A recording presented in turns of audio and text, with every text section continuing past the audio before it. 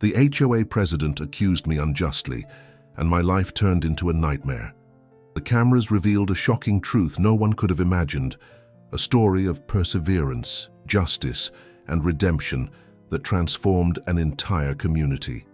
Prepare yourself for a surprising revelation that will make you question who truly deserves your trust. Subscribe to the channel, leave a like, and comment which city you're watching this incredible true story from. Have you ever felt like the whole world was conspiring against you? Yeah, I used to think that was just a dramatic phrase my teenage students used when they got bad grades. But life has a hilarious way of teaching us that sometimes, yes, there's a real conspiracy happening right under your nose. And my story? Oh, my story is the kind you tell over coffee and nobody believes it. After 20 years of teaching literature to teenagers who prefer TikTok to Shakespeare, I had finally freed myself from a marriage that was deader than the required reading list for the SATs. You know how you spend so long living on autopilot that you don't even realize you're unhappy? That was me.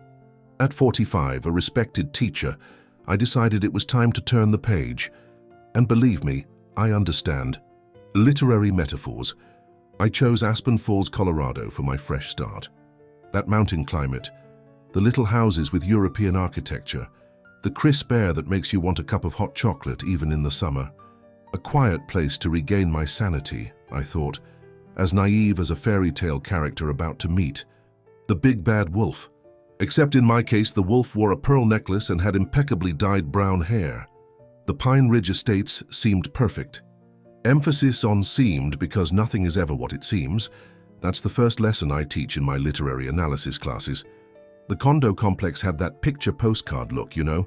Well-maintained buildings, gardens with flowers that looked straight out of a catalogue, and neighbors who smiled politely in the elevators. Oh, and an HOA president. Mrs. Barbara Davison, 63 years old, 8 years in charge, the type who knew the name of every plant in the garden and apparently every secret of all the residents. At first, she was sweet as pie, the kind with a poisoned filling, as I later discovered. A literature teacher. How wonderful to have someone so cultured among us, she'd say with that smile that didn't quite reach her eyes. Me, the fool, thought I'd found an ally. Huge mistake.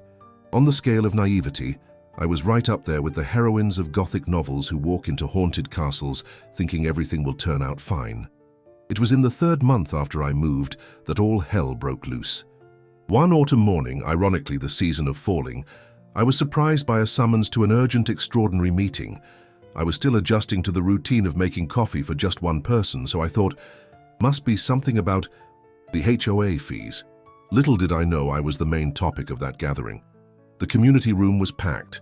Have you ever noticed how people love drama? It's like a Black Friday sale. Everyone shows up. And there I was, sitting in the back row mentally grading papers, when I heard my name spoken by Mrs. Davison, in that tone I use when I catch a student cheating. We'd like to discuss a delicate matter that has been affecting our community. In recent months, the disappearance of packages, she began, adjusting her gold-rimmed glasses. After careful investigation and witness reports, we have identified the person responsible. And then, in front of 50 curious neighbors, that woman pointed her finger at me as if I were the villain in a primetime soap opera. Our newest resident, the teacher in 502, has been seen loitering suspiciously near the mailboxes. Imagine the shock.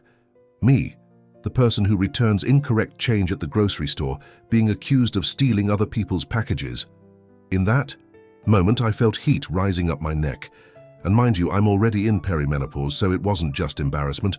It was pure indignation. Mrs. Davison, with all due respect, have you lost your mind? Were the first words out of my mouth. 20 years teaching teenagers gave me impressive emotional control, but this was too much. I've been a literature teacher for 2 decades. I have a reputation, and you're accusing me of being what? An Amazon package thief? The silence that followed was thick enough to cut with a butter knife. 50 pairs of eyes stared at me as if I were a criminal caught red-handed. Mrs. Davison just smiled, that condescending little smile that made me want to throw the complete works of Shakespeare at her head. Hardcover, collector's edition. We have reports, Ms. Evans.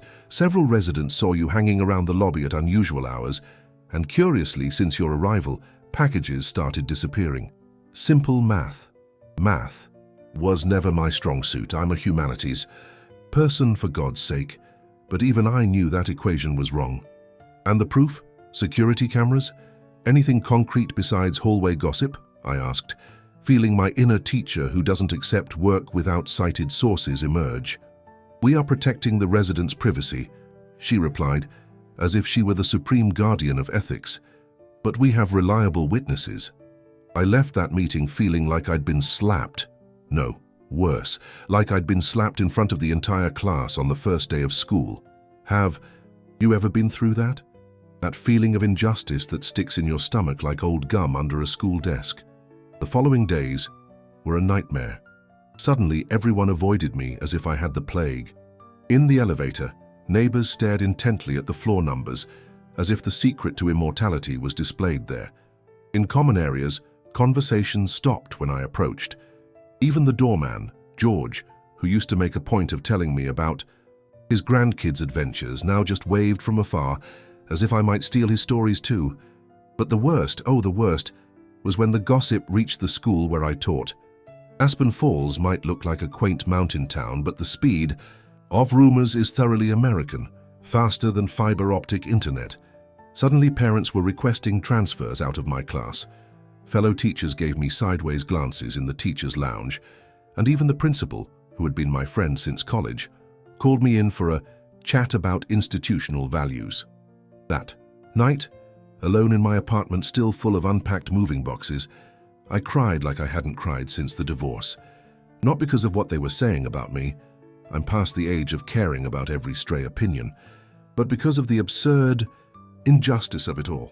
I, who had always lived by honesty, who taught my students about the integrity of great literary characters, was being treated like a villain from a cheap melodrama. And that's when I decided, no more nice teacher. If they wanted a fight, they'd get one. Because if there's one thing I learned from literature, it's that the best plot twists happen when the protagonist seems cornered. First, I tried the official channels. I requested access to the security camera footage. Technical problem, was the HOA president's response. I asked for a new meeting to defend myself. Schedule's full, she said. I tried talking to other residents. Doors slammed in my face, literally. It was like being trapped in a Kafka story, fighting against an invisible and absurd system. I don't know if you've ever felt like that, but it's like trying to swim against the current with your hands tied, exhausting and apparently useless. Until fate, or perhaps poetic justice, decided to give me a helping hand in the form of a former student. It happened during the Aspen Falls Winter Festival. I was there alone trying to distract myself with a classical music concert. After weeks of being treated like a pariah, that moment of anonymity in the crowd was a relief. That's when I heard, "Ms. Evans? Is that really you?" I turned around and came face to face with Matt, a former student I had taught about 10 years ago. One of those brilliant students you just know will go far, and he had. He now worked in cybersecurity, one of those modern jobs that didn't even exist when I started teaching. "Matt, what a nice surprise," I replied, genuinely happy to see a face that wasn't looking at me like I was going to steal their wallet. We talked during the concert intermission about books, music, life, and then, perhaps out of a desperate need to vent to someone other than my reflection in the mirror, I told him my situation. No drama, no victim playing, just the facts. I was a literature teacher after all. Clarity and conciseness are my strengths. Matt listened intently, with that focus only the best students have. And then, when I finished, he said the words that would change everything. "Ms. Evans, you taught me that the truth always comes out in great novels. How about we speed up that process?" The next day, Matt explained that he could remotely access the condo's security cameras. "It's not exactly legal," he admitted, "but neither is accusing someone without proof." I confess, I hesitated. 2 decades teaching ethics in the classroom made me question this approach. But 2 weeks of being treated like a criminal made me think, sometimes justice needs a little push. Shakespeare might have been proud of my moral ambiguity. The plan was underway when things got even worse. Mrs. Davison, not satisfied with accusing me of theft, now spread rumors that I was reselling the stolen items on second-hand websites to supplement my precarious financial situation post-divorce. How did she know about my recent divorce? How did she know I was still recovering? Financially? A mystery, or rather building gossip which is more efficient than the FBI. By this point, I was angry enough to play Lady Macbeth without needing acting lessons, but I tried to maintain composure because if literature taught me anything, it's that hasty revenge always ends badly for the avenger. It was at the HOA Community Fall Festival, the kind everyone attends just to people watch and eat guilt-free, that I found my first ally. Megan, a young single mother from Building B, came up to me while I was alone, pretending the candy apple I was eating was the most interesting thing in the world. "I've been a victim of hers too," Megan said, sitting down beside me with a child about 5 years old on her lap. "Barbara. Ever since I refused to support the HOA fee increase to renovate the sauna that only she uses." I looked at her, surprised. "What do you mean?" My mail started disappearing. Then came false noise complaints about my apartment. It's her pattern. Isolate anyone who disagrees. In that moment, I felt something I hadn't felt in months: hope. I wasn't crazy or paranoid. There was a pattern. And where there's a pattern, there's the possibility of proof. Notes started appearing at my door. Small, unsigned pieces of paper indicating times. "Watch the delivery gate Tuesday 2:30 p.m. or "Elevator camera Friday 10 p.m. It took me a while to figure out it was the janitor, Mr. Henderson, a discreet older man who saw everything but said little. He was also fed up with the HOA president, but depended too much on his job to speak out openly. Like a good literature teacher, I started piecing things together. The notes, the conversations with Megan, the patterns. I was constructing my own detective novel, except unfortunately I was the protagonist, not the reader comfortably settled in an armchair. And then 4 months after the fateful meeting, Matt succeeded. The camera footage arrived on a flash drive, delivered discreetly during another winter festival concert. "You're not going to believe this," he said. "Watch it alone." That night, sitting in front of my laptop, a glass of cheap wine in hand, because teachers don't make expensive wine money, you know. I watched the footage, and it was like one of those plot twists on page 300 of a novel. Mrs. Barbara Davison herself was the culprit. The images were clear. Her with her perfectly manicured nails and impeccable blazer diverting packages. Not all of them, just specific ones. After watching the pattern for hours, I realized she targeted only packages belonging to certain residents. And guess what? All of them had voted against her in the last HOA election. Petty? Yes. Criminal? Also yes. Surprising? Not really, when you thought about it. Power corrupts, as Lord Acton would say, or any character from Game of Thrones. My first impulse was to run to the residents' Facebook group and spill everything. But years of teaching narrative strategies made me realize this required a careful approach. Mrs. Davison had influence in town, friends in strategic positions, and I was the newcomer with a reputation as a thief. I needed to be smarter than the antagonist of my own story. I started building a dossier. Methodical as I am, ask my students about my test schedules, I organized the evidence, cross-referenced dates, identified patterns, and in the process, discovered more. Inflated maintenance contracts with companies that coincidentally belonged to her nephew. Unnecessary insurance policies with her sister's brokerage. A small network of family corruption funded by our HOA fees. During this time, I continued to be shunned, continued to hear whispers in the hallways, continued to see parents pulling their children from my classes. But now, I smiled inwardly. As Hamlet would say, I have that within which passeth show, though in my case the show was more of an exposé plan worthy of Agatha Christie. Meanwhile, I befriended Megan and others harmed by Barbara. A small resistance group formed, meeting discreetly in my apartment for tea and planning. We were like a book club, only the book was How to Oust a Corrupt HOA President in 10 Steps. The janitor, Mr. Henderson, also began contributing more actively, though always afraid of losing the job that supported his grandchildren. "Mrs. Davison has done this to others before you," he told me during one of our hidden conversations in the laundry room. "But nobody ever gathered proof like you're doing." 6 months after the initial accusation, the moment I had planned for arrived. The HOA meeting for the president's re-election.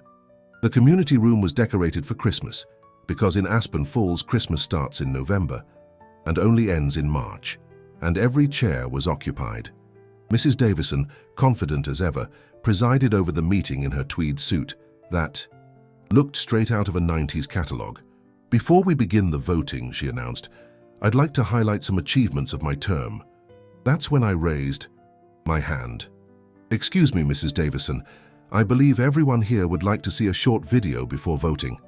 The look she shot me was worthy of a telenovela villain, but it was too late. With Matt's help, who was coincidentally visiting his old teacher, we connected a laptop to the room's projector. And there on the big screen the show began. Barbara stealing packages, Barbara manipulating mail, Barbara instructing staff to ignore complaints from certain residents. The silence in the room was so thick you could cut it with a knife. And then, like in a classroom when a student asks a particularly provocative question, the murmuring started. Looks of shock, indignation, and many, truly many, of shame from those who had condemned me without proof.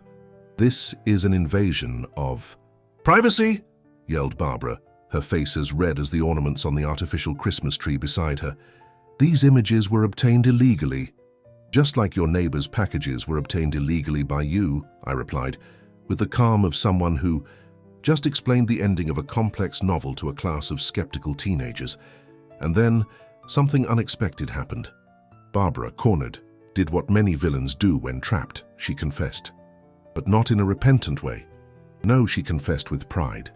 "You think this is a democratic community?" She laughed, a bitter laugh from someone with nothing left to lose. "I was just teaching a lesson to those who voted against me in the last election. Those people don't deserve the same treatment as my supporters. Loyalty has its price." The shock was universal. It's one thing to suspect your HOA president is corrupt. It's quite another to hear her openly declare she was punishing residents for democratic choices, especially in a room full of elderly ladies who depended on medication deliveries and gifts from distant grandchildren. "And why did you choose me as the scapegoat?" I asked, although I already suspected the answer. "You were perfect," she replied, with a condescending smirk. "Newcomer, no allies, divorced and kind of desperate. Who would believe you against me, someone who's been here for decades?" What she didn't know is that, as a good literature teacher, I always root for the underestimated characters. They're the ones who deliver the best plot twists. The meeting that was supposed to be for re-election turned into a vote for immediate removal. For the first time in 20 years, the Pine Ridge Estates would have an unscheduled change in management. And the looks directed at me were no longer filled with suspicion. Now there was something different. Respect? Admiration? Or perhaps just the acknowledgement that they had judged wrongly, very wrongly. Of course, it wasn't all smooth sailing. Barbara tried one last move, suing for invasion of privacy over the hacked cameras. The case sparked an ethical debate within the community, especially among the older, more religious residents who attended the same traditional church in town. What weighed more? The invasion of privacy or the years of theft and manipulation? The most surprising twist, however, came from where I least expected it. Barbara's own daughter, Emily, who lived in the same complex. "I'm tired of my mother's actions," she declared at a subsequent meeting. "This has already destroyed our family, our Sunday dinners, our relationships. I can't stay silent anymore." Emily revealed that her mother's obsession with power in the condo had begun after her husband's death as a way to control something, anything in her life that seemed to be falling apart. What started as a defense mechanism had turned into a personal crusade against anyone who threatened that control. It didn't justify her actions, of course, but it humanized the story's villain.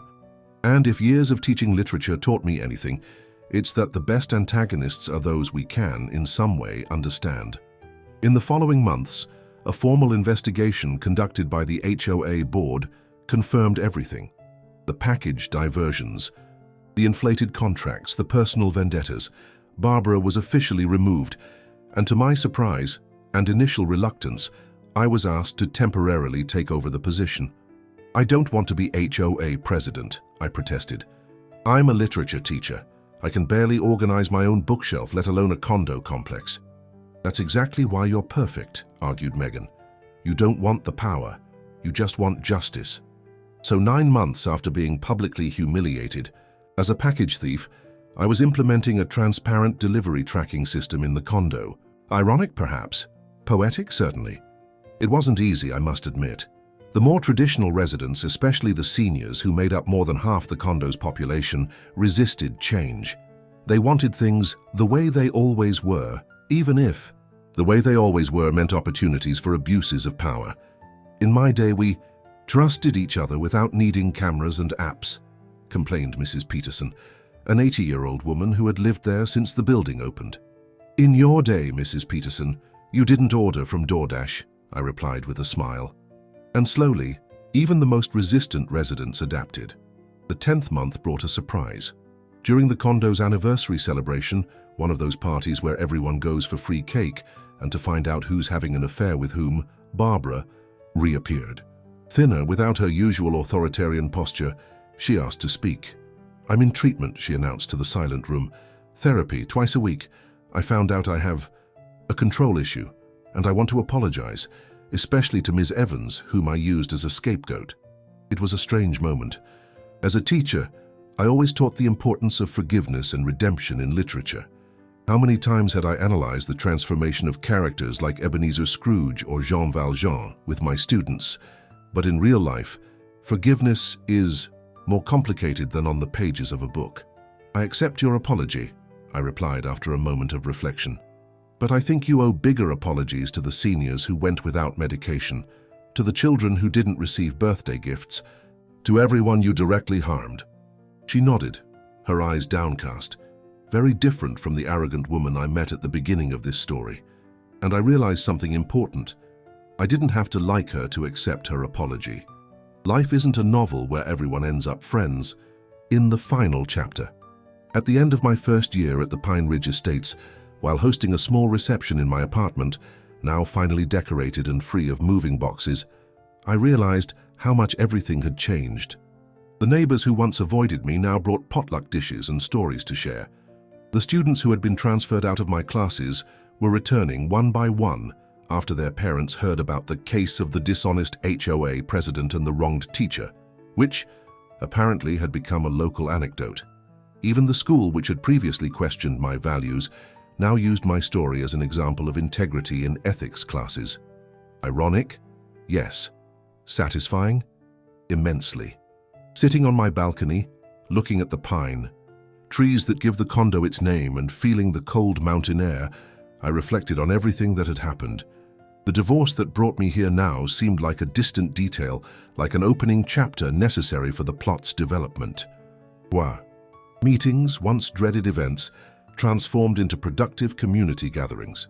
The delivery system worked smoothly, and even Mrs. Peterson, the traditionalist, now used the tracking app, although she swore it was just to check if it's working right. Megan became a great friend. Her son called me Auntie Teacher, and Mr. Henderson, the once fearful janitor, now openly shared his stories from 15 years at the condo without fear of reprisal. Matt, my savior ex-student, visited regularly, always bringing some new tech gadget that, according to him, you need to know about Ms. Evans, you're falling behind the times. And what about Barbara? I heard she moved to another city, a new beginning. In our last conversations, I realized she wasn't the one-dimensional monster I initially imagined. She was just a broken woman trying to exert control where she could in the wrong way. Like so many literary antagonists, she was complex, flawed, and ultimately, tragically human. Occasionally, I still run into Emily, her daughter, who chose to stay in the condo. We've rebuilt a cautious but friendly relationship. You're the person my mother could have been, she told me once, if she had chosen to use her strength for good. 1 year after that fateful meeting where I was publicly humiliated, I gave a special lesson to my students. The theme: life as narrative, conflict resolution, and transformation. I used my own experience as an example, obviously changing names and some details to protect those involved. What can we learn from this story? I asked the class at the end. A shy student raised her hand. That the truth always comes out? Yes, I agreed, but not always on its own. Sometimes the truth needs a little help. Another student spoke up, that we shouldn't judge people without proof. Excellent observation, I commented. And what else? A thoughtful silence filled the room until a student in the back, one who rarely participated, raised his hand. That sometimes you have to go through a terrible chapter to get to a better ending? I smiled, thinking of my cozy apartment, my new friends, the community that now truly welcomed me. Exactly, I replied. In literature, as in life, it's adversity that reveals who we truly are. Today, when I look at the condo's security cameras, which ironically became symbols of transparency, not control, I remember how an instrument can serve to oppress as well as liberate, depending on the hands that wield it. My bookshelf now has a new section, works on justice and redemption. It's no coincidence. As a teacher, I always knew that literature reflects life. What I didn't expect was for my own life to turn into a story worth telling. And if there's one lesson I learned on this whole journey, it's that life rarely follows the script we expect. Sometimes we are protagonists, other times supporting characters. Sometimes we face external villains. On other occasions, we battle our own demons. But in the end, like in the best novels, what matters isn't just reaching the conclusion, but how we were transformed by the journey. And me.